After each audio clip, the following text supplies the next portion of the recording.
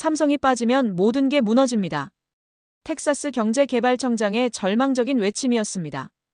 한국 기업 하나 때문에 미국 한 개 주가 교육 예산까지 건드리는 상황. 하지만 이것은 시작에 불과했습니다. H1B 수수료 100배 인상, 3,500억 달러 요구, 일본과의 차별적 조건.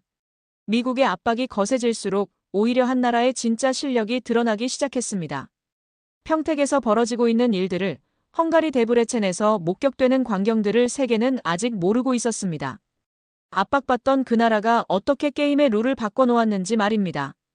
시작하기 전에 구독 버튼과 좋아요 버튼부터 눌러주세요. 여러분의 작은 관심이 대한민국을 알리는 저희 채널에 정말 큰 힘이 됩니다.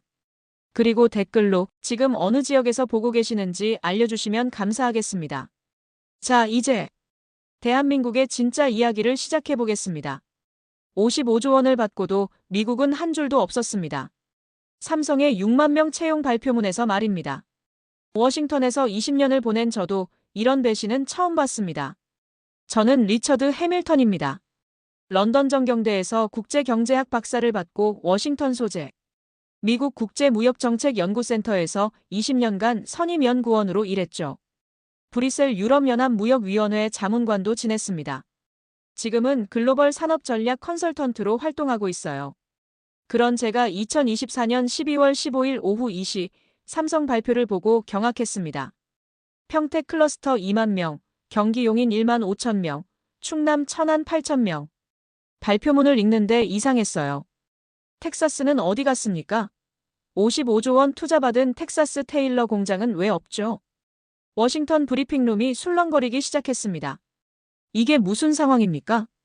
누군가 외쳤어요. 저도 같은 생각이었습니다. 더 놀라운 건 타이밍이었어요. 바로 3일 전 트럼프가 H1B 수수료를 100배 인상한다고 발표했거든요. 기존 190달러에서 1만 8천 달러로 말이죠. 우리 돈으로 1억 4천만 원입니다. 정책 발표 삼성의 미국 배제 언론 대혼란. 이건 우연이 아니었습니다. 그날 밤 텍사스주 청사는 불야성이었어요. 긴급 주정부 회의실에서는 격론이 벌어졌죠. 2억 5천만 달러를 즉시 투입해야 합니다. 경제개발청 부청장이 소리쳤습니다. 교육 예산의 절반을 쪼개는 결정이었어요. 상상할 수 있습니까? 학교 예산을 깎아서 기업을 붙잡으려 했던 겁니다. 도대체 무슨 일입니까? 톰슨 텍사스 경제개발청장과 직접 통화했습니다. 그의 목소리는 떨리고 있었어요. 해밀턴 박사 삼성이 빠지면 모든 게 무너져요. 협력업체 200곳, 고용 인원 8만 명. 우리가 10년간 구축한 모든 인프라가 무용지물이 됩니다. 그의 얼굴에서 미국의 불안을 봤습니다. 초강대국이라던 나라의 한 주가, 한국 기업 하나 때문에 교육 예산까지 건드리고 있었던 거죠. 하지만 진짜 충격은 따로 있었어요. 며칠 뒤 공개된 설문조사 결과였습니다. 워싱턴 타임스가 단독으로 입수한 자료였죠. 한국 기업 57%가 미국 내 사업 재조정을 고려한다고 답했습니다. 57%가 재조정을 말했다고요? 조지아주 산업진흥공사 직원과 통화하면서 물었어요. 네, 맞습니다. LG전자, SK하이닉스, 포스코. 주요 기업들이 모두 포함됐어요. 축소나 철수까지 검토한다는 응답이 35%나 됩니다. 숫자가 더 무서웠습니다. 재조정 57%, 축소 철수 35%. 한국 기업들이 미국을 떠날 준비를 하고 있었던 겁니다. 한국이 떠나면 우리도 흔들립니다. 정말로요. 그 직원의 마지막 말이 핵심이었어요. 한국이 떠나면 우리도 흔들린다. 미국이 한국을 압박하려 했지만 오히려 한국의 중요성만 부각시킨 셈이었습니다.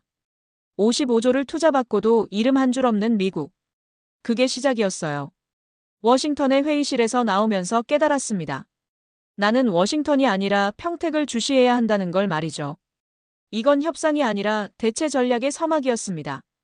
그들의 공장만 떠나는 게 아니었어요. 신뢰도 함께 떠났습니다.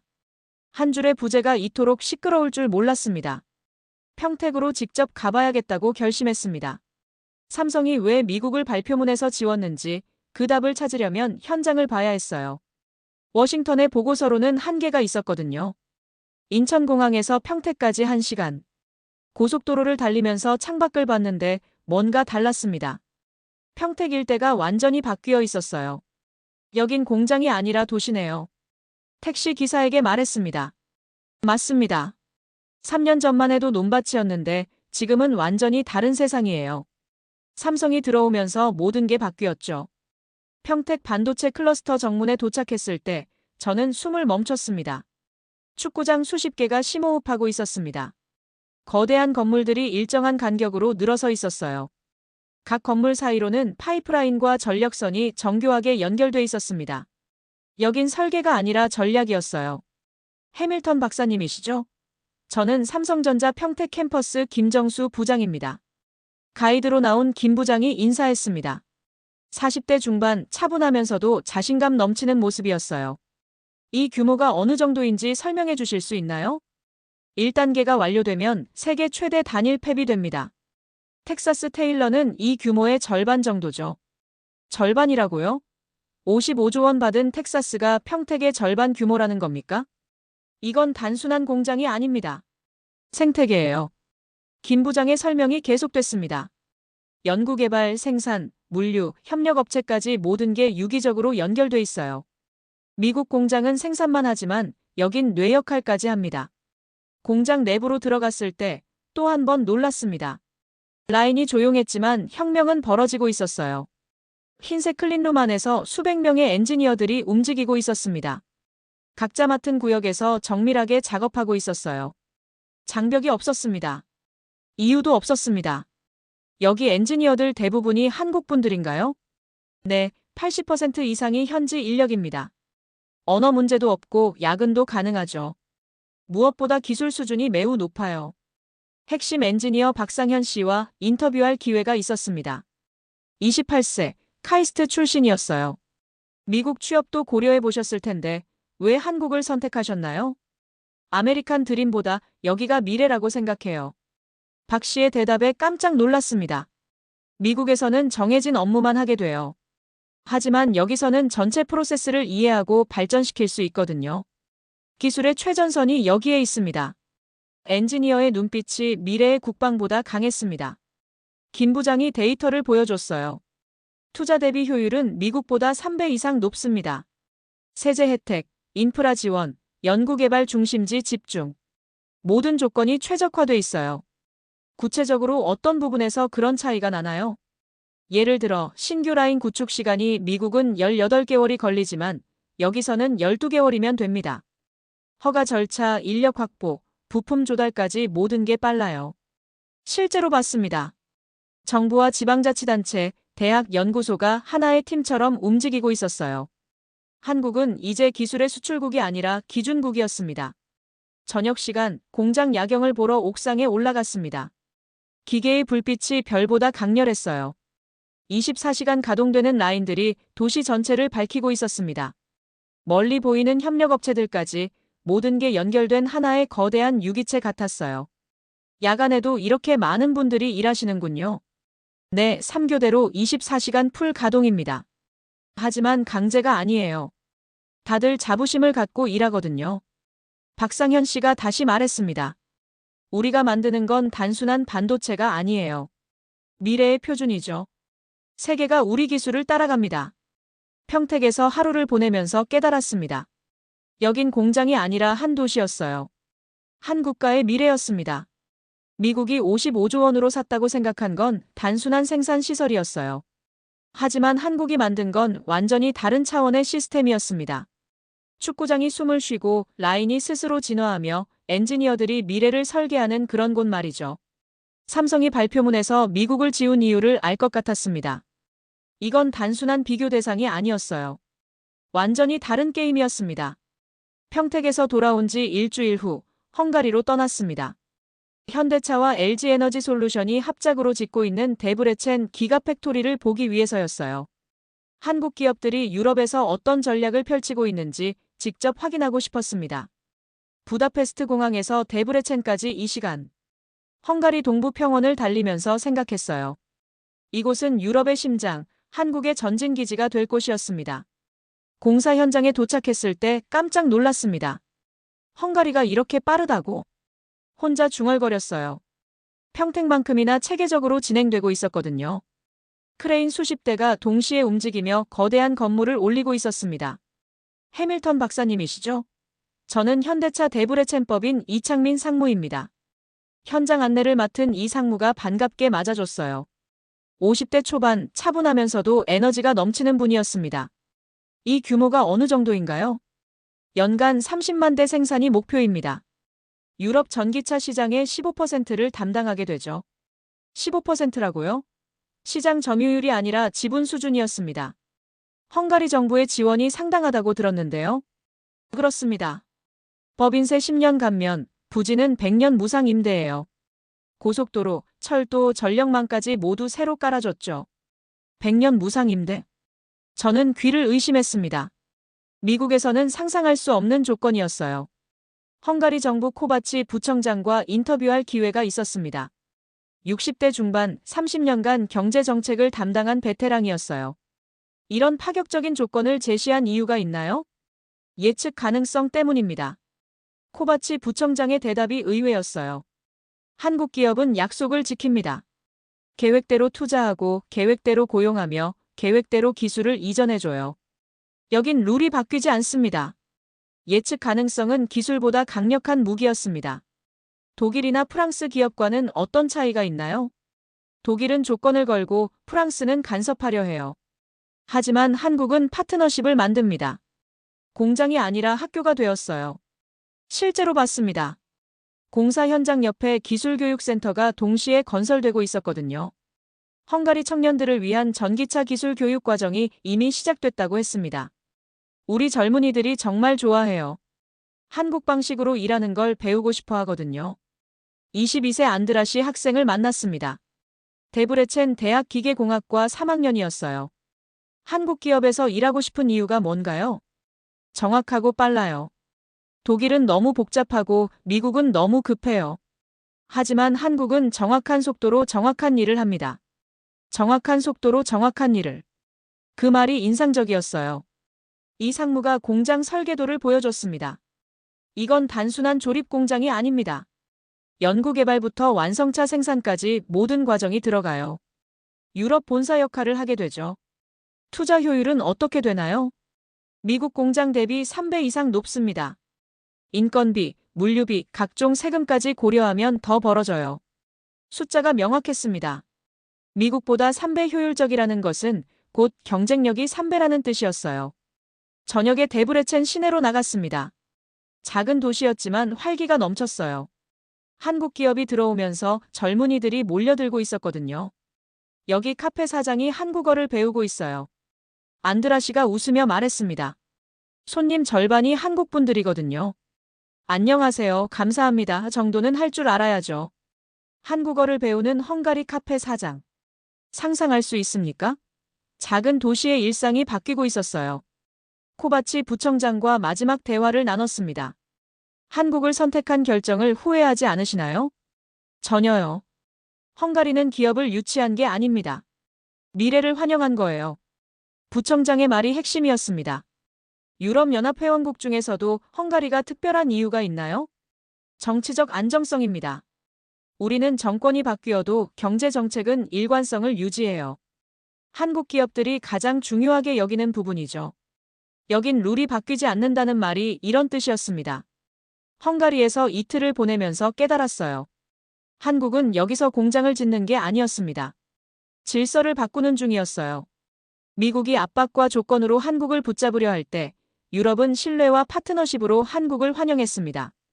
유럽이 택한 건 보조금이 아니라 한국식 신뢰였어요.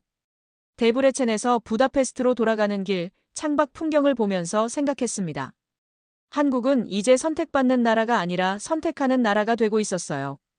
헝가리에서 돌아온 다음 날 충격적인 뉴스가 터졌습니다. 트럼프가 H-1B 수수료를 100배 인상한다고 발표한 거예요. 기존 190달러에서 1만 8천 달러로 말이죠. 우리 돈으로 1억 4천만 원입니다. 1억 4천만 원이라고요? 워싱턴 동료들과 화상회의를 하면서 다시 확인했어요. 믿을 수 없는 수치였거든요. 맞습니다. 한 번에 100배 인상이에요. 실리콘밸리가 발칵 뒤집혔습니다. 마이크 톰슨 연구원이 대답했습니다. 20년간 이민 정책을 분석해온 전문가였어요. 이게 한국 기업에 어떤 영향을 미칠까요? 직격탄이죠. 삼성, LG, SK 모두 H1B로 핵심 인력을 데려왔거든요. 이제 그게 거의 불가능해집니다. 그런데 며칠 뒤 더 황당한 사실이 드러났어요. 일론 머스크도 H1B 출신이었습니다. 멜라니아 트럼프도 마찬가지였고요. 실리콘밸리 최고 경영자 대부분이 H1B를 거쳐 간 사람들이었어요. 트럼프는 자기 집을 부순 셈이네요. 제가 혼자 중얼거렸습니다. 이건 정치가 아니라 자충수였어요. 정말 말이 안 됐거든요. 자기 부인도 자기가 지지하는 기업인들도 모두 외국인 전문 인력 비자로 온 사람들인데 그 제도를 박살낸 거잖아요. 하지만 진짜 충격은 따로 있었습니다. 2월 첫째 주 한국 정부에 3,500억 달러를 요구했다는 소식이 들려왔어요. 우리 돈으로 480조 원입니다. 480조요? 한국 GDP의 17.5%잖아요. 워싱턴의 한국 분석 전문가 제시카 리와 통화했습니다. 외환 보유고의 84%에 해당하는 금액이에요. 사실상 불가능한 요구죠. 480조 원이라는 숫자가 얼마나 큰지 감이 안 왔어요. 한국의 1년 예산이 650조 원인데 그중 480조를 내놓으라는 소리였거든요. 한국 측 반응은 어떤가요? 거부했습니다. 대신 사업성 검토에 참여하겠다고 했어요. 공동으로 리스크를 분산하는 대안도 제시했고요. 거절이 아니라 더 나은 해법이었습니다. 하지만 미국은 달리 받아들였어요. 한국이 미국의 통제를 거부했다고 판단한 거죠. 3월 둘째 주 더 기가 막힌 소식이 들려왔습니다. 일본과 한국에 제시한 조건이 완전히 달랐다는 거예요. 일본에는 5대5 수익 배분을 제안했는데 한국에는 9대1을 요구했다고 했습니다. 9대1이라고요? 제가 소리쳤어요. 네, 미국이 90%, 한국이 10%예요. 투자는 한국이 하고 수익은 미국이 가져가라는 뜻이죠. 제시카리의 설명에 화가 났습니다. 동맹이 아니라 종속을 강요한 거네요. 그렇습니다. 일본은 파트너 취급하고 한국은 하청업체 취급한 거죠. 이건 협상이 아니었어요. 굴복 요구였습니다. 워싱턴의 한 정책연구소에서 비공개 세미나가 열렸어요. 저도 참석했는데 분위기가 심상치 않았습니다. 한국이 버티고 있습니다.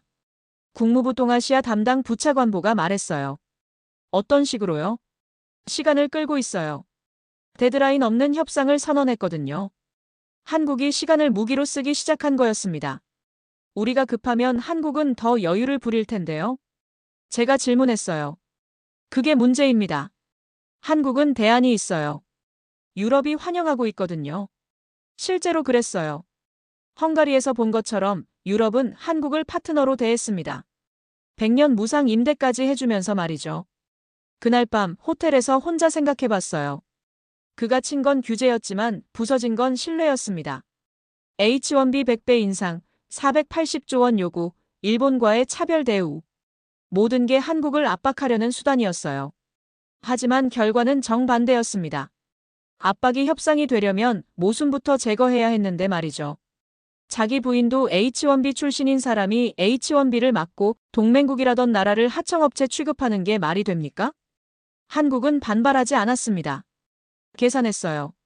480조는 낼 수 없지만 사업성 검토는 참여하겠다. 9대1은 받을 수 없지만 공동 리스크 분산은 가능하다. 이런 식으로 대안을 제시한 거죠. 동맹과 종속의 차이는 조건서에 쓰입니다. 일본에게는 5대5, 한국에게는 9대1. 이 숫자가 미국이 생각하는 한국의 위치를 보여줬어요.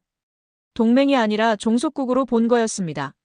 하지만 한국은 그 게임에 응하지 않았어요. 대신 새로운 게임을 시작했습니다. 유럽과의 파트너십, 기술 자립, 시간을 활용한 협상 전략까지 말이죠. 워싱턴에서 한 달을 보내면서 깨달았습니다. 미국의 압박은 한국을 굴복시키려던 계획이었어요. 하지만 결과적으로는 한국의 독립성만 더 부각시켰습니다. 평택을 다시 찾았습니다. 이번에는 다른 목적이었어요. 한국 기업들이 미국의 압박에 어떻게 대응하고 있는지 그 해답을 찾으려 했습니다. 특히 인력 의존도를 어떻게 줄이고 있는지 궁금했거든요. 최민호 박사님이시죠? 저는 리처드 해밀턴입니다. 삼성전자 평택 AI 연구소에서 최 박사를 만났어요. 40대 중반 15년간 인공지능을 연구해온 전문가였습니다. 이건 자동화가 아닙니다. 자율 최적화예요. 최 박사의 첫마디가 인상적이었어요. 차이가 뭔가요? 자동화는 사람이 정한 대로 움직이는 거죠. 하지만 자율 최적화는 기계가 스스로 더 나은 방법을 찾아갑니다. 연구소 안으로 들어가니 거대한 모니터들이 벽면을 가득 채우고 있었어요. 각 화면마다 실시간 데이터가 흐르고 있었습니다. 모니터가 스스로 움직이는 것 같았어요. 저 화면들이 뭘 보여주는 건가요? 평택 전체 라인의 상황입니다. 온도, 습도, 압력, 전력 소비량까지 모든 데이터가 실시간으로 들어와요. 최 박사가 한 화면을 가리켰습니다. 이 빨간 점이 뭔가요? 불량 발생 예측 지점입니다. 아직 불량이 나지 않았지만 AI가 미리 감지한 거예요. AI가 알고 있었습니다. 불량을. 아직 일어나지도 않은 문제를 미리 예측한다는 게 신기했어요. 예측 정확도는 어느 정도인가요? 95% 이상입니다. 사람보다 정확해요. 2027년까지 주요 공정의 90%를 무인화한다는 목표를 들었습니다. 90% 무인화라면 사람은 거의 필요 없겠네요? 아닙니다. 사람의 역할이 바뀌는 거예요. 최 박사의 설명이 계속됐습니다. 미국은 사람을 찾고 한국은 시스템을 만듭니다. 우리는 사람을 대체하지 않았어요. 사람을 위로 올린 거죠. 실제 라인을 보러 갔습니다. 24시간 가동되는 무인 라인이었어요. 기계는 쉬지 않았습니다. 한국도 그랬어요. 로봇 팔들이 정밀하게 움직이며 반도체를 조립하고 있었습니다. 사람 개입 없이도 모든 게 완벽하게 돌아가고 있었어요. 에너지 효율은 어떻게 관리하나요? AI가 실시간으로 최적화합니다. 전력 소비 패턴을 분석해서 가장 효율적인 곡선을 만들어내죠. 화면에 나타난 곡선이 사람보다 더 효율적이었습니다. 이 곡선을 사람이 만들 수 있을까요? 불가능해요. 변수가 너무 많거든요. 온도, 습도, 제품 종류, 주문량. 수천 개 변수를 동시에 고려해야 하는데 사람은 한계가 있죠. 야간 시간에도 라인을 봤습니다. 사람은 없어도 라인은 멈추지 않았습니다. 새벽 2시인데도 모든 설비가 완벽하게 돌아가고 있었어요. 야간 관리자 한 명만 모니터를 지켜보고 있었습니다. 밤에도 이렇게 돌아가는군요. 네, 오히려 야간이 더 효율적이에요. 전력 요금도 싸고 외부 간섭도 적거든요. 문제가 생기면 어떻게 대응하나요? AI가 스스로 해결합니다. 정말 심각한 문제만 사람에게 알려줘요. 최 박사와 마지막 대화를 나눴습니다. 이런 시스템이 완성되면 제조업이 완전히 바뀌겠네요. 이미 바뀌고 있어요. 정밀성과 효율이 경쟁력을 결정하는 시대거든요. 미국은 어떻게 따라올까요? 힘들 겁니다. 이건 하루아침에 만들어지는 게 아니거든요. 데이터 축적, 알고리즘 개발, 하드웨어 최적화. 모든 게 유기적으로 연결돼야 해요. 최 박사의 마지막 말이 인상적이었어요. 기술은 사람을 지우는 게 아니라 올리는 겁니다. 우리는 사람이 더 창의적인 일에 집중할 수 있도록 환경을 만들고 있어요. 평택에서 이틀을 보내면서 깨달았습니다. 이건 제조업이 아니라 진화였어요. 한국은 미국의 인력 압박에 대응해서 완전히 새로운 시스템을 만들어낸 거였습니다. 사람에 의존하지 않고도 세계 최고 수준의 품질을 유지할 수 있는 방법을 찾은 거죠. 정밀함은 제품이 아니라 운영 방식에 있었습니다. 우리는 공장이라는 단어를 다시 써야 합니다. 한국이 만든 건 공장이 아니라 미래였으니까요. 5월 둘째 주 충격적인 소식이 들려왔습니다. 조지아주에서 한국 기업 직원이 구금됐다는 뉴스였어요. SK하이닉스 현지법인 직원 2명이 기술 유출 혐의로 체포됐다고 했습니다. 기술 유출 혐의라고요? 서울의 외교부 관계자와 통화했어요. 네, 하지만 혐의가 명확하지 않습니다. 정상적인 업무 자료를 주고받은 것뿐인데 갑자기 구금됐어요. 이건 명백한 표적 수사였습니다. 한국을 압박하려는 또 다른 수단이었어요. 한국 민심이 돌변했습니다. 더 이상 참지 않겠다. 인터넷과 SNS에 분노의 댓글들이 쏟아졌어요. 청와대 국민청원에는 하루 만에 50만 명이 서명했습니다. 한국은 갑질만은 참지 못하는 민족입니다. 서울대 정치외교학과 김영수 교수의 분석이었어요. 일제강점기 군사독재 시절을 겪으면서 불의에 대한 저항의식이 깊이 뿌리박혔거든요. 경제적 압박은 참아도 인격적 모독은 절대 용납하지 않아요. 정말 그랬습니다. 한국 국민들의 반응이 이전과 완전히 달랐어요. 며칠 뒤 한국 정부가 폭탄 선언을 했습니다. 데드라인 없는 협상을 진행하겠습니다. 외교부 브리핑에서 나온 말이었어요. 시간 제한을 두지 않고 천천히 협상하겠다는 뜻이었습니다. 시간은 무기가 됐습니다. 이게 무슨 의미인가요? 워싱턴의 한국 전문가 데이비드 강에게 물었어요. 한국이 주도권을 가져간 겁니다. 급한 쪽은 미국이거든요. 중간 선거도 다가오고 경제 지표도 안 좋고 한국은 여유 있게 기다릴 수 있어요. 정확한 분석이었습니다. 미국이 성과를 내려고 조급해하는 동안 한국은 침착하게 대안을 준비할 시간을 벌어낸 거였어요. 6월 첫째 주 더 큰 뉴스가 터졌습니다. 경주에서 에이펙 정상회담이 열린다고 발표된 거예요. 트럼프가 한국 땅을 밟아야 하는 상황이 된 겁니다. 경주에서 회담이라고요? 한국 외교부 관계자에게 다시 확인했어요. 네, 불국사 근처 국제회의장에서 열립니다. 신라 천년의 역사가 내려다보는 곳이죠. 경주는 과거지만 이번엔 미래를 증언하게 될 것이었습니다. 천년의 시선이 테이블을 볼 예정이었어요. 장소 선택에 특별한 의미가 있나요? 신라는 실크로드의 동쪽 끝이었어요. 세계와 소통하며 번영한 나라였죠. 그 정신을 이어받겠다는 뜻입니다.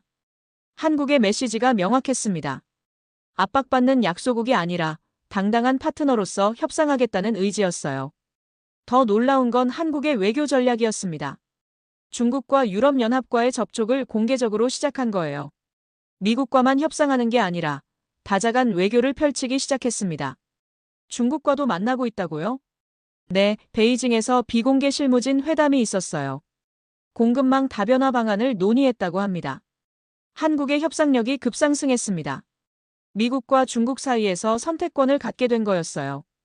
7월 둘째 주 경주에 직접 가봤습니다. 회담 준비 현장을 보고 싶었거든요. 불국사에서 10분 거리에 있는 경주국제회의장이 회담 장소였어요. 준비 상황은 어떤가요? 회의장 관계자에게 물었습니다. 24시간 경비 체제로 바뀌었어요. 리허설도 매일 하고 있고요. 정적이 웅변이 되는 도시였습니다. 회의장 안은 고요했지만 긴장감이 흘렀어요. 빈 의자들이 곧 세계 지도자들로 채워질 예정이었습니다. 한국 측 준비는 어떤 분위기인가요? 차분합니다.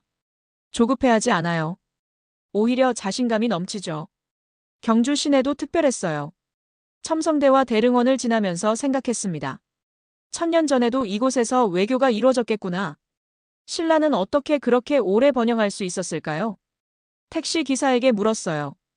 힘만으로는 안 되죠. 지혜가 있어야 해요. 신라는 작았지만 영리했거든요. 작지만 영리했다는 말이 인상적이었어요. 회담 전날 밤 경주 시내는 조용했습니다. 하지만 그 정적 속에서 뭔가 다른 에너지를 느꼈어요. 한국이 계산하고 기다리며 움직이지 않으면서도 모든 걸 준비하고 있다는 느낌이었습니다. 3,500억의 압박은 사라졌지만 3,000년의 자존심은 남아있었다. 호텔에서 일기를 쓰면서 적은 문장이었어요. 다음 날 아침 회담장 주변을 다시 둘러봤습니다. 각국 경호팀들이 분주하게 움직이고 있었어요. 하지만 한국 측은 여전히 차분했습니다. 압박은 끝났습니다. 이제 설계만 남았어요. 한국 외교부 고위 관계자의 말이었습니다. 이건 감정이 아니라 기술과 외교의 교차점이었어요. 한국은 조지아 구금 사태로 상처받았지만 그것을 분노가 아닌 각성으로 바꿨습니다. 데드라인 없는 협상으로 시간을 무기화했고 경주라는 상징적 장소로 당당함을 보여줬어요. 무엇보다 중국과 유럽과의 교차 외교로 협상력을 극대화했습니다. 경주에서 이틀을 보내면서 깨달았어요. 한국은 더 이상 압박받는 나라가 아니었습니다. 선택하는 나라가 된 거였어요. 경주 회담 첫날 분위기가 완전히 달랐습니다. 미국 측이 먼저 대화를 요청해 왔어요. 이전의 일방적 요구와는 180도 다른 모습이었습니다. 해밀턴 박사, 오늘 회담 어떻게 보십니까? 한국 외교부 김민준 차관과 대화를 나눴어요. 대화는 바뀌지 않았다. 구조가 바뀐 거다. 제가 답했습니다. 정말 그랬거든요. 미국이 명령하고 한국이 따르는 구조에서 서로 제안하고 검토하는 구조로 바뀐 겁니다. 극비 회동에서 놀라운 소식이 나왔어요. 미국이 3,500억 달러 요구를 철회했다는 거였습니다. 대신 한국이 제안한 사업성 검토와 공동 리스크 분산 방안을 받아들이겠다고 했어요. 정말입니까? 저도 믿기 어려웠습니다. 네, 강경 발언은 사라지고 있었어요. 이제 실무적 협의로 넘어간다고 하더군요. 회담장 분위기도 달랐습니다. 이전처럼 한쪽이 압박하고 한쪽이 버티는 게 아니라 양쪽이 해법을 찾으려 노력하고 있었어요. 둘째 날, 더 중요한 변화가 있었습니다. 공급망 공동선언 문안을 조정한다는 소식이었어요. 기존 문안에서 미국 주도라는 표현을 빼고 상호 존중과 대등 협력을 강조한다고 했습니다. 단어 하나가 이렇게 중요한가요? 제가 물었어요. 진짜 전환은 말투보다 단어 순서에서 시작된다. 김 차관의 답이 정확했습니다. 미국 주도 하에 한국이 협력에서 한미 공동으로 상호 협력으로 바뀐 거였어요. 주도권의 문제였습니다. 상호 존중이라는 단어가 살아났어요. 이건 종속이 아닌 설계였습니다. 셋째 날, 한국이 폭탄 선언을 했습니다. 유럽과의 협력을 더욱 확대한다는 발표였어요. 헝가리에 이어 폴란드, 독일까지 연결하는 거대한 네트워크를 구축한다고 했습니다. 우린 미국이 아닌 지구 전체를 설계하고 있다. 한국산업통상자원부 장관의 발언이었습니다. 이 말이 핵심이었어요. 미국이 한국을 압박할 때 한국은 대안을 만들어 놓고 있었던 겁니다. 유럽과의 파트너십이 그 대안이었어요. 한국이 떠나봐라. 우리도 대안이 있다는 식으로 나올 줄 알았는데 오히려 한국이 우리에게는 선택지가 있다고 나온 거였습니다. 넷째 날 실리콘밸리에서 충격적인 소식이 들려왔어요. 마이크로소프트와 구글이 한국의 대형 연구소를 설립한다고 발표한 거였습니다. 애플도 판교의 아시아 총괄센터를 확장한다고 했어요. 어떻게 된 겁니까? 워싱턴의 동료에게 급히 전화했습니다. 한국은 변수가 아니라 상수였다. 그의 답이 모든 걸 설명해줬어요. 무슨 뜻인가요? 한국 없이는 글로벌 공급망이 돌아가지 않는다는 걸 깨달은 거죠. 압박할 대상이 아니라 모셔야 할 파트너라는 걸 말이에요. 이제 한국이 기술의 종착지가 되었습니다. 실리콘밸리 기업들이 거꾸로 러브콜을 보내기 시작한 거예요. 압박하던 입장에서 협력을 요청하는 입장으로 바뀐 겁니다. 마지막 날 결정적인 순간이 왔습니다. 한국 대표단이 회담장에서 한마디를 던졌어요. 우린 꺾지 않았다. 설계했다. 그 순간 회담장이 조용해졌습니다. 모든 사람이 그 말의 의미를 되새기고 있었어요. 압박을 받아도 굴복하지 않고 대신 새로운 구조를 만들어낸 거였습니다. 미국의 요구에 아니오라고 하는 게 아니라 이렇게 하면 어떨까요라고 제안한 거였어요. 그들은 압박을 설계라 불렀다. 한국은 진짜 설계를 보여줬다. 제가 메모장에 적은 문장입니다. 회담이 끝나고 나서 미국 측 관계자와 개인적으로 이야기할 기회가 있었어요.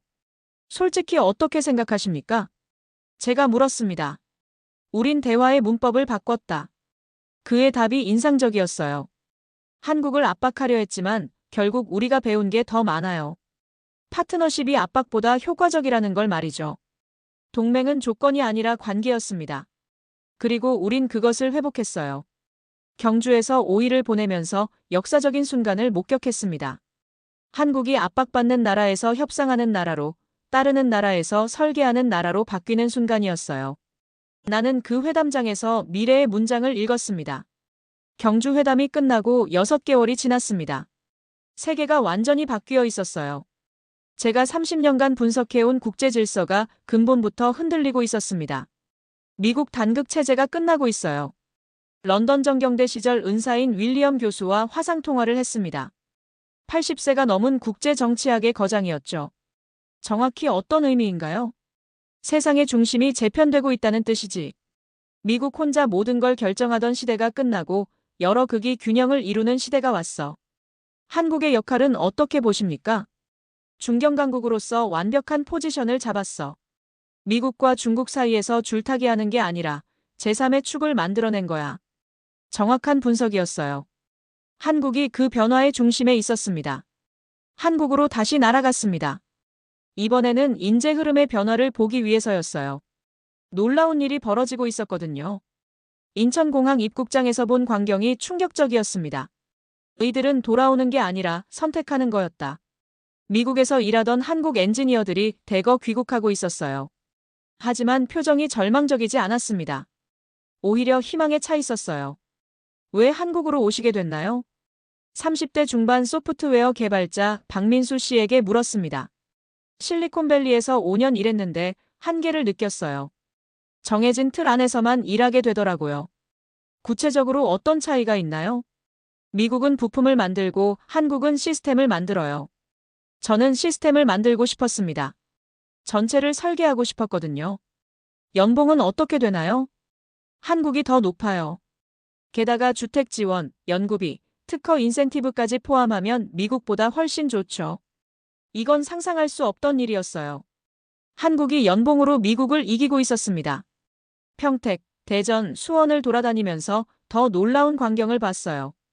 각 도시마다 연구개발 클러스터가 들어서고 있었거든요. 그런데 한국인만 있는 게 아니었습니다. 세계 각국의 인재들이 몰려들고 있었어요. 한국이 기술의 종착지가 되었어요. 대전 카이스트 연구소에서 만난 독일 출신 한스 밀러 박사의 말이었습니다. 독일에서도 오셨다고요? 네, 여기가 미래거든요. 유럽은 규제가 많고 미국은 변수가 너무 많아요. 한국은 안정적이면서도 혁신적이죠. 구체적으로 어떤 부분에서 그런 차이를 느끼시나요? 연구 환경이 완전히 달라요. 독일에서는 승인받는 데만 6개월이 걸리는 프로젝트를 여기서는 한 달 만에 시작할 수 있거든요.